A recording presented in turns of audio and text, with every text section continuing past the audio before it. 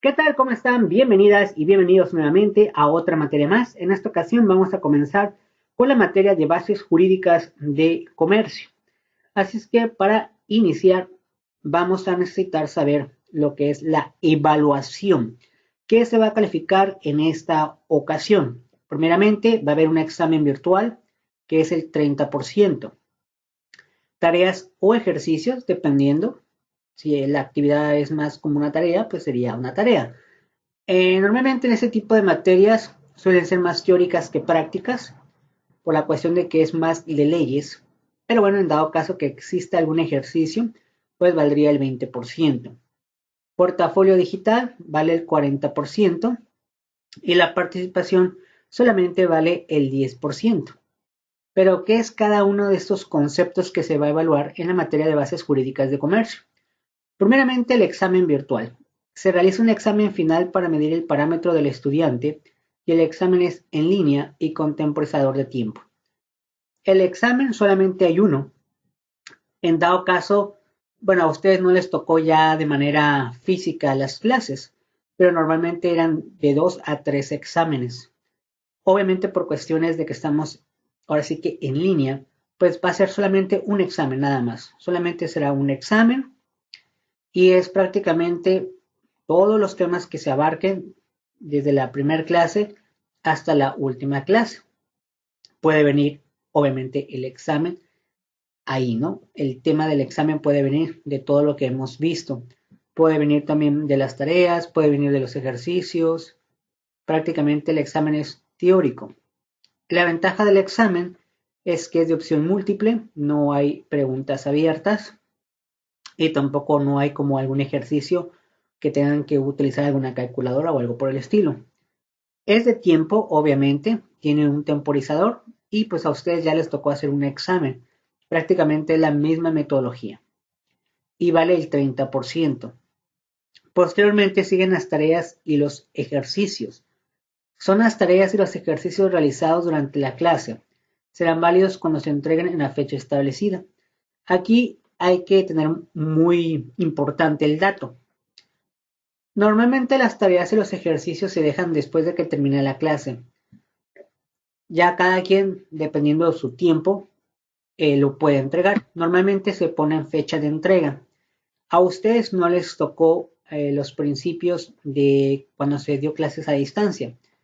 Al principio, cuando eran clases a distancia, las tareas pues eran en ciertas fechas, pero había tareas que eran del momento, es decir, terminaba la clase y tenían o todavía tienen sobra una hora a lo mucho. Entonces muchas de las tareas eran en ese momento y se tenían que entregar antes de la hora de terminado las clases. Eso ya cambió un poco, así es que van a tener más tiempo. ¿Cuál es el procedimiento? Se deja la tarea y el ejercicio y en este caso ustedes son de viernes. Entonces ustedes tendrían que entregar a lo mucho el jueves a la medianoche. Ejemplo, hoy es viernes, significa que si hay tareas o ejercicios, tienen todo lo que resta del viernes, tienen el sábado, tienen el domingo, tienen el lunes, tienen el martes y tienen el miércoles a la medianoche para entregar el trabajo. Si lo entregan dentro de estos días mencionados, siempre de la próxima semana, pues ustedes van a ser acreedores a que exista validación por parte de la tarea, que es el 20%. Hay muchas personas que luego no entregan. Por ejemplo, esta semana se deja tarea o ejercicio y no lo entregan. Pasa la otra semana y no lo entregan. Ya hasta la tercera semana quieren entregar un trabajo que se dejó pues ya hace 2 semanas. Obviamente eso ya no se recibe. Les recuerdo, no recibo tareas ni ejercicios después de la fecha, ya no vale. La única opción que tienen es entregarlo en portafolio, pero ya no vale para el porcentaje de tareas y ejercicios. Siguiente trabajo que tienen que entregar es el portafolio digital. ¿Qué es el portafolio digital? Recopilación de las tareas y los ejercicios realizados durante la materia, es decir, prácticamente las tareas y los ejercicios, si los hicieron durante las semanas respectivas, pues prácticamente ya tienen el portafolio. prácticamente es un regalo. El portafolio es prácticamente un regalo. Ahora, ¿qué debe de contener el portafolio digital? Aparte de las tareas y los ejercicios realizados, debe tener las participaciones de la clase. ¿Qué significa eso de las participaciones de la clase? Cada clase se deja su participación. Esa participación también hay que anexarla al portafolio digital. Y se entrega en la fecha indicada. Por el momento no hay fecha indicada para entregar, pero normalmente es el último día de clases. Entonces ya tienen de referencia que muy probable que va a ser el último día de clases la entrega del portafolio. ¿Qué debe de tener el portafolio digital? Portada. ¿Qué es la portada? Pues simplemente es un nombre, nombre de la institución, la fecha de entrega.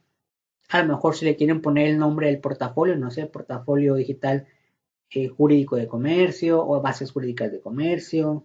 Ya aquí cada quien puede poner la portada como guste, no hay ningún inconveniente. Un índice donde va a estar obviamente cada tarea, cada participación o la información por medio de un tema y su número de página. La introducción, una breve introducción de por qué van a hacer el portafolio y más o menos los temas que quieren abarcar. Y posteriormente la recopilación de tareas y los ejercicios y participaciones, que se supone que prácticamente ya lo tienen. Así es que nomás sería poner el orden. Y por último, una conclusión. Y se entrega el portafolio digital que tiene un valor del 40%. Ahora, aquí puede existir algunas variantes. Hay muchos alumnos que luego las tareas y los ejercicios no los entregan. Dicen, no, pues no le entrego por cualquier motivo. Significa que ese 20% ya no lo tienen.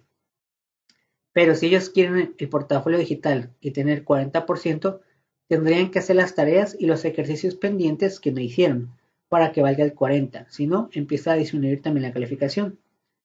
Entonces, pues ya saben que la tarea del ejercicio pegadito con portafolio digital pueden pasar. Aún así, pueden pasar. Con 6, si es que está correctamente todo, ¿no? Obviamente. Entonces ahí está la situación. A veces pasa también que los alumnos entregan las tareas y los ejercicios. Las entregan muy bien en la fecha indicada, todo muy bien. Pero a la hora del portafolio, por alguna razón, no entregan las tareas que ya hicieron. De todas formas, vale menos el portafolio porque no lo entregaron completo. Entonces sí es importante entregar completo la información. ¿Qué es la participación?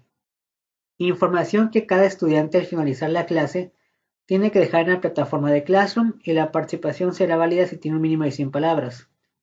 La participación es simplemente poner una aportación de ustedes sobre lo que se vio en la clase, los temas, lo que entendieron, todo ese tipo de información. Con 100 palabras como mínimo es suficiente. ¿Dónde ponen la participación? La participación siempre lo van a poner en el sistema de Classroom. Prácticamente todo es por medio de Classroom, a excepción del examen virtual, que bueno, en su momento yo les doy un enlace, un correo electrónico, y ya ustedes, pues ya de ahí la agarran. También algo muy importante, eh, hay que dejar su correo electrónico de nuevo, a lo mejor alguien hizo algún cambio, para ponerlo en su momento para el examen. Voy a abrir ahí bueno, ya está abierto de hecho, a lo mejor alguno de ustedes ya lo hizo, que dice dejar su nombre completo y su correo electrónico Gmail. Esto de una vez se los digo para que ya vayan poniendo su correo electrónico y sé que ese correo electrónico es el que van a utilizar para hacer su examen. No recuerdo si fue en este grupo o en otro en el cual no dejaron su correo electrónico, que por supuesto es su nombre, entonces les dije, voy a enviar el correo electrónico que ustedes dejan ahí y ahí van a tener su examen. Y no le enviaron, muchos no le enviaron. ¿Qué significa eso? Al no enviar su correo electrónico en ese aviso, pues que no llega a su examen porque no tiene su correo electrónico ahí. Tiene que ser Gmail y dejar su nombre. Y ya en base a eso, ya casi hasta el final, de todas formas les voy a avisar, ya va a ser el examen. De todas formas, lo vuelvo a explicar lo del examen, algo del procedimiento. Aunque muchos de ustedes pues ya saben cuál es el procedimiento. Entonces, algunos de ustedes a lo mejor ya se enteró del aviso de que pongan su correo electrónico y pongan su nombre. A lo mejor otros no lo han visto, pero les recomiendo hacerlo de una vez. No lo dejen al último, porque si al último ya se cierra esa información, los correos electrónicos que estén ahí son los únicos que van a recibir el examen. Así es que, pues bueno, es mejor comentarlo ahí, su nombre completo y su correo electrónico. Aquellos que ya lo hicieron, que ya leyeron, pues está muy bien. Ya está seguro que ese es el correo electrónico donde va a llegar el examen. Entonces, esta es la evaluación de bases jurídicas de comercio.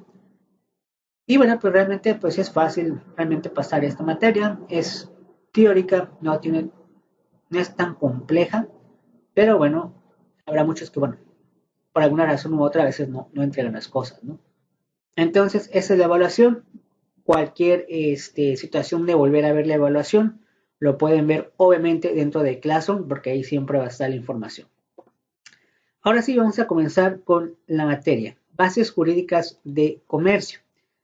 En esta materia va a haber un poquito más de saber un poco más de leyes, van a conocer algunas leyes, no al 100%, pero van a tener la idea de que esas leyes en un momento dado, más adelante, en la materia o en las materias que sigan, van a verlas un poquito, en algunos casos, a profundidad, ya que las leyes son importantes. Obviamente existe una infinidad de leyes, pero hay ciertas leyes que se enfocan mucho a comercio exterior y aduanas, que en este caso es el curso general, aunque la materia ahorita pues es jurídicas de comercio. Entonces vamos a empezar por ver las fuentes jurídicas internas.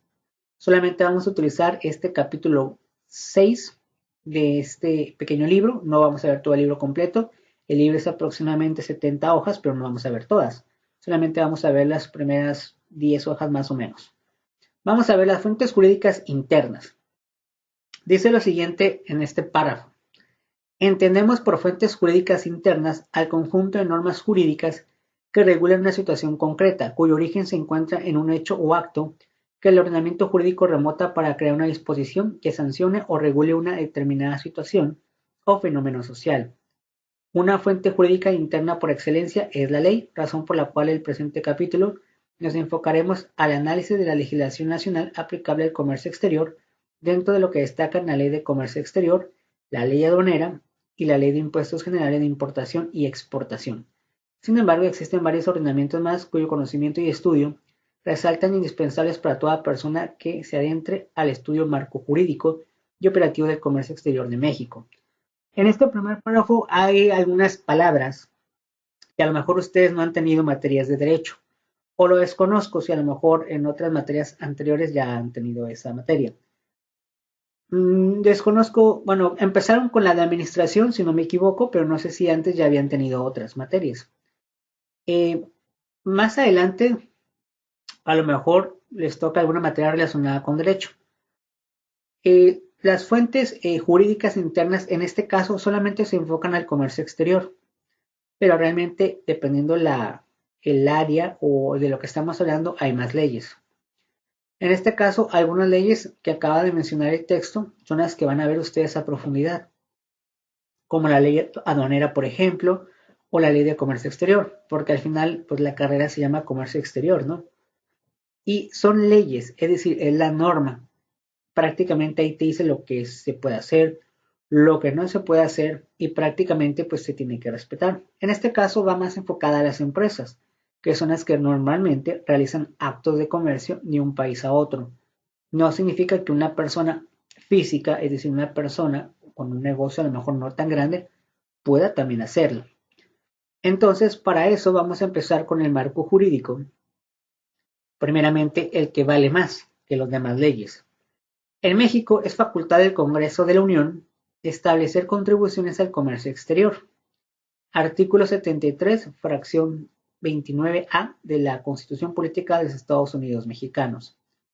Ok, en este punto sabemos que la Constitución Política de los Estados Unidos Mexicanos es la ley más importante de todas las leyes que van a conocer o ya conocen.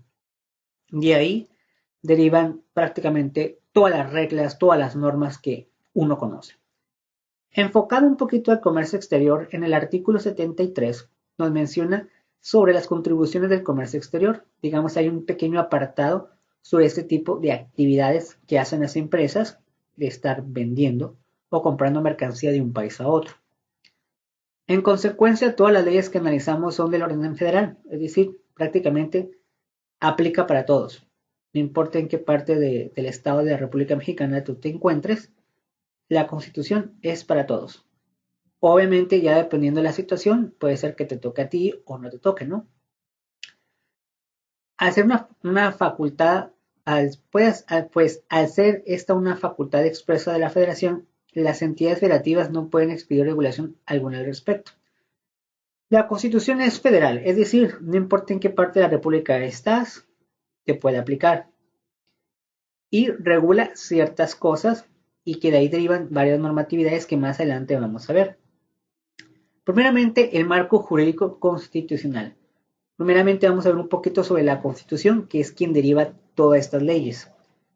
Por orden de importancia, nos permitimos revisar en primer lugar el artículo 133 constitucional, que establece la jerarquización de la norma jurídica en nuestro sistema, pues ante la firma de diversos tratados internacionales en materia de comercio, resulta necesario conocer cuál es su validez. En este sentido, resalta el celebrado con mayor socios comerciales, Estados Unidos de América. Bueno, como ustedes saben, el Tratado de Libre Comercio es uno de los más importantes que tiene México con Estados Unidos y Canadá. Y yo creo que ustedes ya lo han escuchado. Ya no se llama Tratado de Libre Comercio como tal, ya más bien se llama el TEMEC. En español, obviamente. ¿Qué significa? Pues el tratado entre México, Estados Unidos y Canadá. Este tratado realmente tiene un origen de los años 90, 94 para ser exactos, donde muchos de nosotros pues a lo mejor todavía ni nacíamos, pero ya se formaron tratados. Prácticamente el objetivo del tratado pues es tener de alguna manera facilidades entre estos países para muchos temas económicos, políticos, sociales, incluso hasta deportivos o educativos. Pero al final es como si fueran un convenio en esos países. Pero cada país tiene su constitución. Aquí la pregunta va a ser, en una situación dada, ¿a quién le hacemos caso? ¿Al tratado o a tu constitución? Entonces, realmente el orden de importancia depende de la situación. Normalmente, siempre la constitución política va a ser primero. Va a ser como la primero en la que vas a ver la respuesta o la que vas a aplicar la ley. Posteriormente, si existe un tratado, sería el tratado y posteriormente de ahí todas las leyes de ese país en cuestión, porque puede haber problemas económicos o algún problema que tenga alguna empresa y que sea una empresa de Estados Unidos, por ejemplo, y una de México. ¿Quién será o quién va a resolver ese problema? La Constitución de Estados Unidos, la Constitución de México o el tratado, ¿no? Puede pasar situaciones como esas. De acuerdo al artículo 133 establece lo siguiente. Esta Constitución, las leyes del Congreso de la Unión que emanen de ellas y los tratados que estén de acuerdo con la misma celebrados y que se celebren con el presidente de la República, con aprobación del Senado serán la ley suprema de toda la Unión. Los jueces de cada estado se arreglarán a dicha constitución, leyes y tratados, a pesar de las disposiciones en contrario que pueda haber en las constituciones o leyes de los estados. De un país a otro, primeramente es tu constitución, después es el tratado, si es que tienes con ese país los tratados internacionales. Eso de país a país. Pero cuando es dentro del país, obviamente ya no hay tratados internacionales porque todo es dentro del mismo país. En ese caso, ya cada estado puede tener su constitución. De hecho, cada estado tiene su constitución. Tiene ciertas reglas que son diferentes tal vez en otro estado, pero al final la constitución política es la que manda siempre. Después, en el siguiente apartado, vamos a ver otros temas referentes a los artículos de la Constitución. Por su parte, los artículos 25, 26, 27 y 28 reconocen el cuidado de las garantías económicas que en el trayecto histórico se han establecido derechos subjetivos que involucran tanto a la población como al gobierno, elementos estructurales del Estado mexicano. En esos artículos mencionados, del 25 al 28, habla un poquito la Constitución de temas de cuestión política, económica, que puede relacionarse con otros países. Entonces, por eso el fundamento legal de que de ahí derivan algunas cuestiones para hacer las otras leyes que más adelante ustedes van a tener que utilizar dentro del comercio exterior. También menciona lo siguiente, es importante señalar la trascendencia del artículo 25 constitucional, ya que en este se plasma la rectoría del Estado, que consiste en la facultad y capacidad que tiene para dirigir la actividad de los agentes económicos para la consecución de logros objetivos en el desarrollo. Dentro del artículo 25 de la Constitución habla un poquito de cosas relacionadas con la economía del país, así como también más adelante hace algún tipo de convenio o tratado internacional con otros países. Vamos a proceder a leer algunos párrafos de ese artículo, no son todos. Artículo 25 corresponde al Estado la Rectoría del Desarrollo Nacional para garantizar que éste sea integral y sustentable, que fortalezca la soberanía de la nación y su régimen democrático y que mediante el fomento del crecimiento económico y el empleo y una más justa distribución del ingreso y la riqueza, permite el pleno ejercicio de la libertad y la dignidad de los individuos, grupos y clases sociales, cuya seguridad protege esta Constitución. El Estado planeará, conducirá, coordinará y orientará la actividad económica nacional y llevará a cabo la regulación y fomento de las actividades que demande el interés general en el marco de libertades que otorga esta Constitución. Al desarrollo económico nacional concurrirán con responsabilidad social el sector público, el sector social y el sector privado, sin menoscabo de otras formas de actividad económica que contribuyan al desarrollo de la nación.